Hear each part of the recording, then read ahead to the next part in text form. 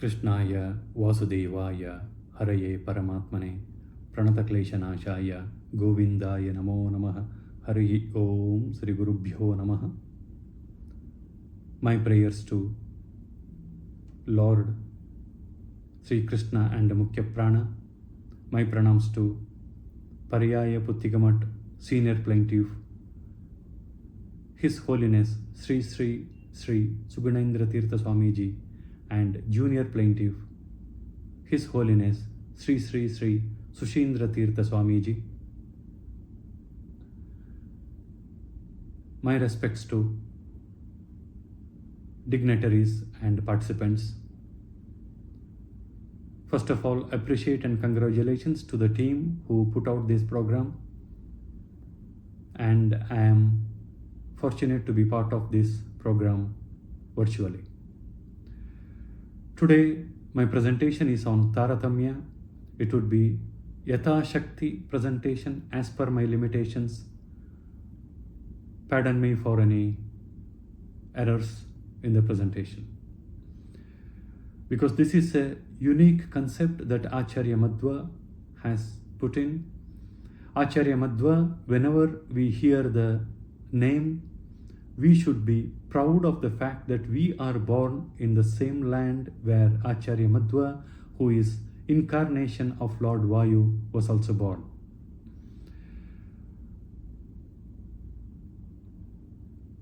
Just as a background, Indian spirituality for a common man, or particularly outside India, is limited to meditation or ritual worship of God, but Sanatana Dharma is way beyond that. It's a complete way of living, balancing both material and spiritual world. This Sanatana Dharma, it has a relevance not just to one point of time on one geography. It is relevant all the time across the world.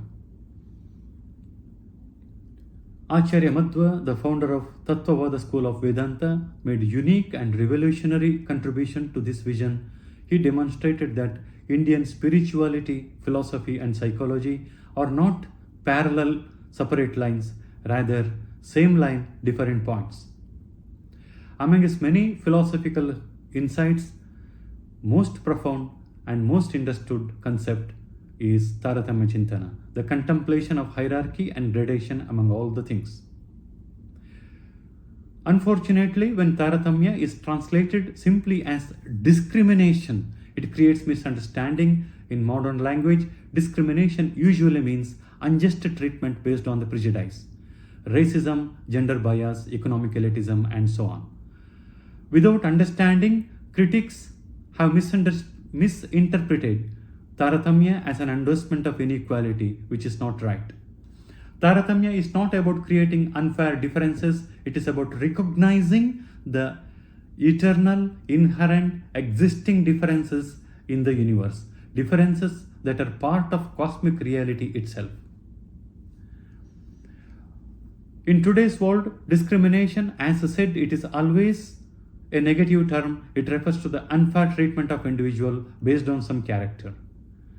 Just to give an example, gender discrimination limits the opportunities and freedom of women and gender minorities. Economic discrimination perpetuates a cycle of poverty by denying resources and chances to those without wealth. So such type of discrimination definitely avails in the society. But what is irony is sometimes societies often tolerate and even endorse certain selective treatments. Consider the hot topic today, the tariff. Countries impose tariffs to protect domestic industries from foreign competition. Is it not a differentiation? Is it not a discrimination? Similarly, affirmative actions in the society giving priority to historically marginalized groups. This is done to protect or correct the past mistakes. So as of now, it is a sort of discrimination. But we say it fair because it is trying to restore the balance. But what is hypocrisy is society practices unspoken hypocritical forms of bias. Just to give an example, VIP privilege is a familiar example. Politicians, celebrities, wealthy elites get a preferential treatment even at the expense of common public. Traffic halt for ministerial vehicles cause inconvenience thousands. Even cinema halls and temples sometimes segregate access based on the ticket price or donation amount. So this shows that the slogans all are equal, no discrimination, in reality they are selective. They mean all are equal except me. So this is the hypocritical attitude. So with this background, what does it Acharya Madhva's Taratamya talk about?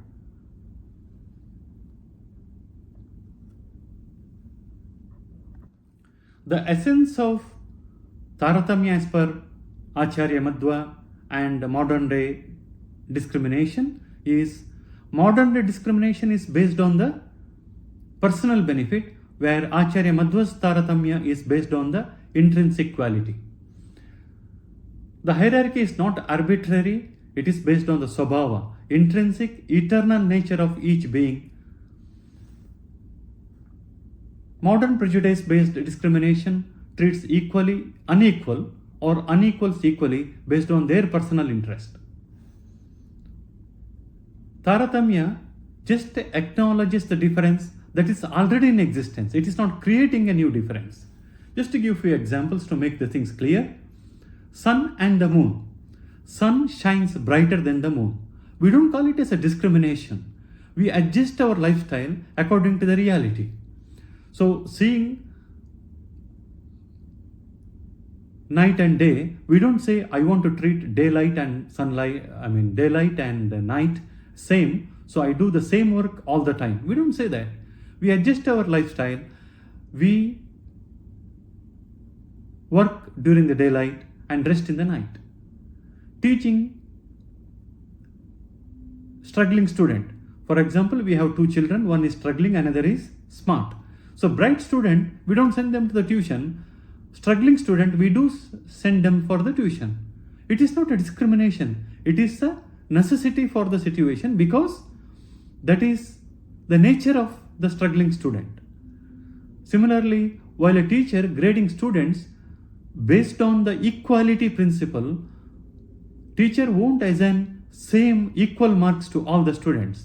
In case teacher does so, it is a discrimination against the student who has scored well. So let's take the form some sort of framework for this.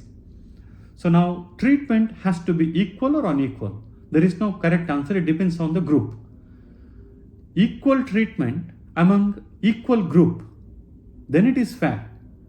Example, all students in a class getting the same question paper without any discrimination about their affiliation to a political group, connection to the teacher or something, which is fair. Equal student, equal question paper.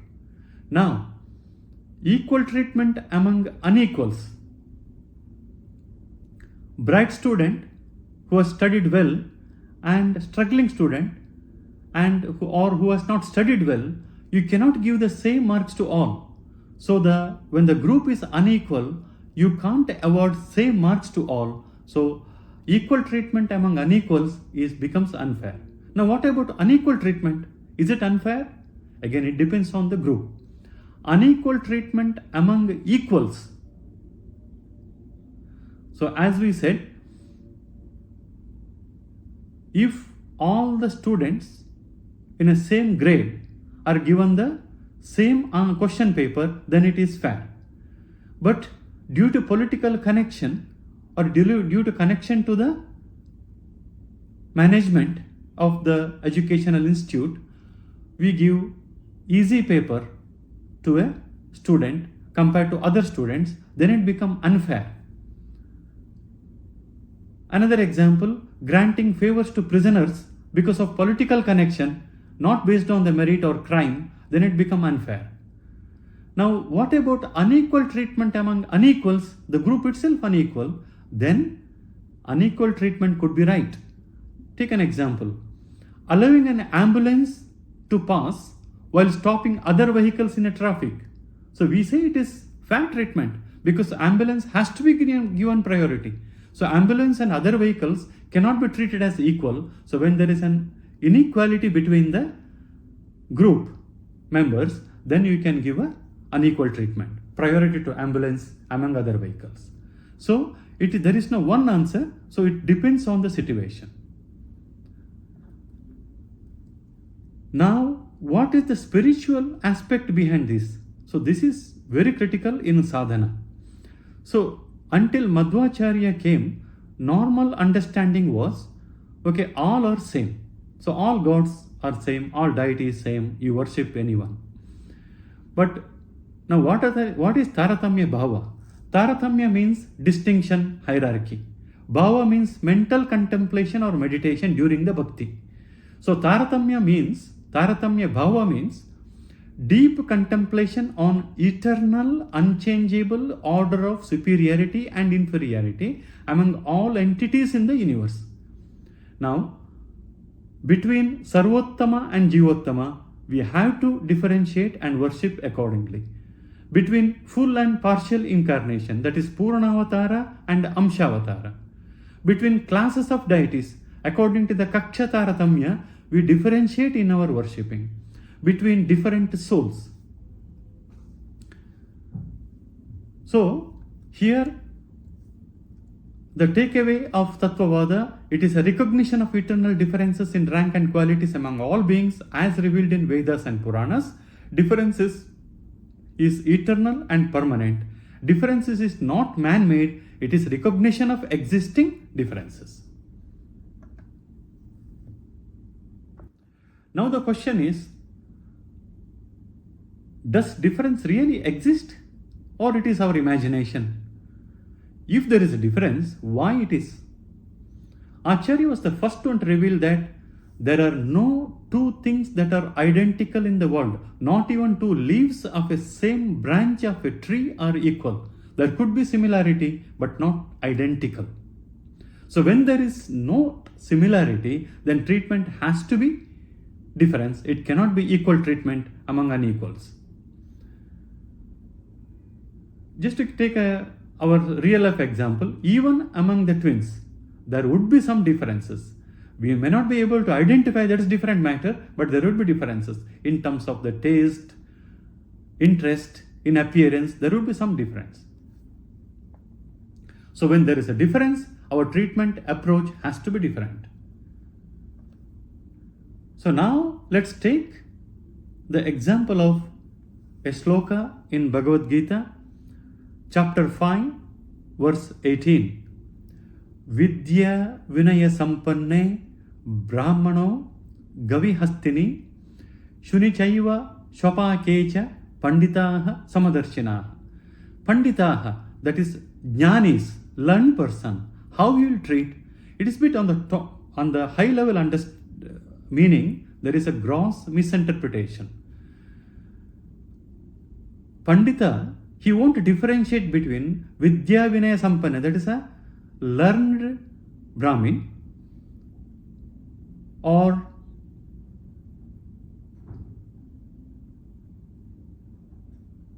Brahmin, or Shopaka, who is a Chandala, dog eater. So he will not differentiate. Similarly, he won't differentiate between cow, elephant, dog. So there is no difference. There are 5 or 6 entities given here. So he won't differentiate. So does it mean that Shopaka, that is dog eater, and a Brahmin, Pandita, that's a learned person, will respect cow and dog in the same manner? Does he respect Brahmin and dog eater in the same way? It is dangerous if we interpret in this way. So there are 2 levels of reality here. One is inner essence and another is outer base. Inner essence is Antaratma Bhava. Jnani, a Pandita, he knows Narayana omnipresence. So Supreme Narayana is omnipresent, that is Sarvagatatva. He resides, he is the indweller of every being, every element.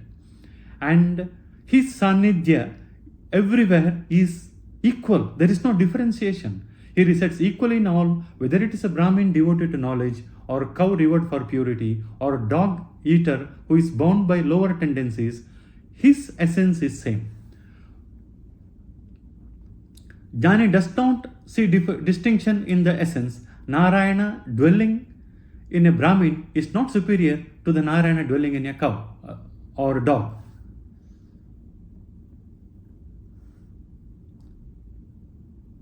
So, wise person sees all beings with the equal vision, that is a Samadarshana. Now, what about Adhisthana, outer base? So, here there is a hierarchy.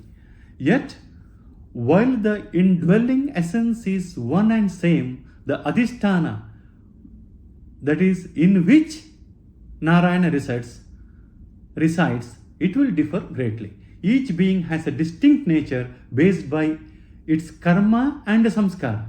A Brahmin who has cultivated knowledge of the self is not the same as one who lives by base instincts. So dog eater is not in literal meaning. It is all those who are instincts, who live by instincts rather than the reality.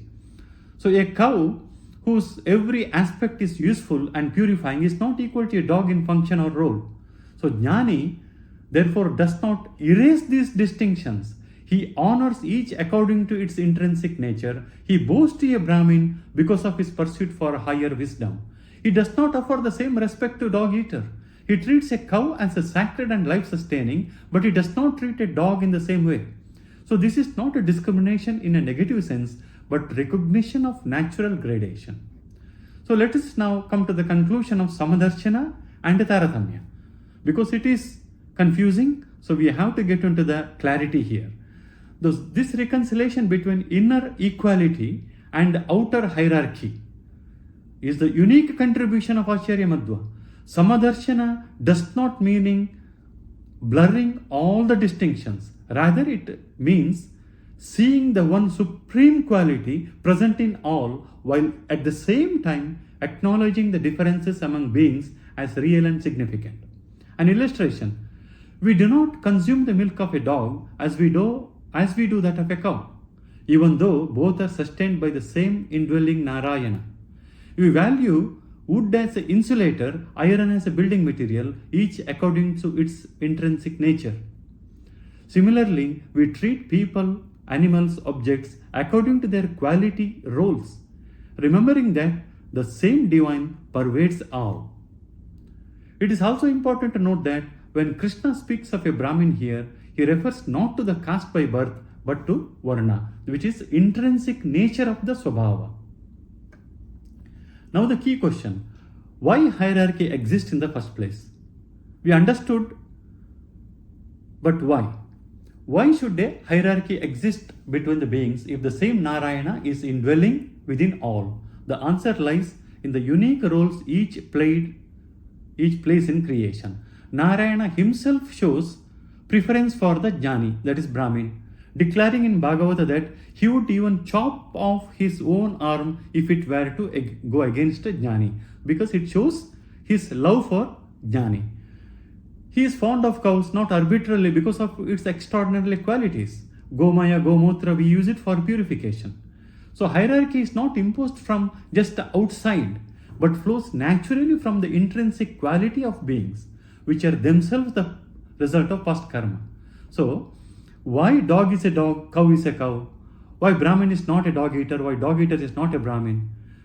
Now here, it is the karma siddhanta of Acharya comes, which is a different topic altogether. So according to the karma, according to the jiva swabhava, the karma, according to the karma, the rebirths. So to the wise people, Narayana alone exists in all, yet the distinctions among the beings are also real. So essence of Samadarshana means recognizing internal Narayana who is dwelling everywhere is same. Taratamya, the Adhisthana, externality is difference. Now coming to the conclusion, apologies for couple of minutes breaching the time limit. So Taratamya is the eternal, unchangeable order of superiority and inferiority among all entities, from the gods to humans to animals in inert matter as well. No two things in the universe are identical, even two leaves from the same branch do differ. The differences are not social constructs but reflections of intrinsic qualities, which is a part of karma and jiva swabhava. In spiritual practice, Taratamya bhava means meditating with the awareness of the self, the deity being worshipped, and the supreme being above all entities who is all pervasive. With this three layer of differentiation, we need to worship. In social life, Taratamya means differential treatment based on genuine merit, need, and nature, not prejudice or personal gain. Such recognition is not only fair but necessary. Ignoring differences leads to the very injustice equality seeks to prevent. So, Taratamya is non-discriminatory discrimination. It differentiates without bias, honors merit without arrogance, reflects the deep order of reality itself. Far from promoting injustice, it shows how to live in harmony with the truth, seeing the one in all while honoring the unique place of each in the grand design. Thank you. Sri Krishna Pranamastu.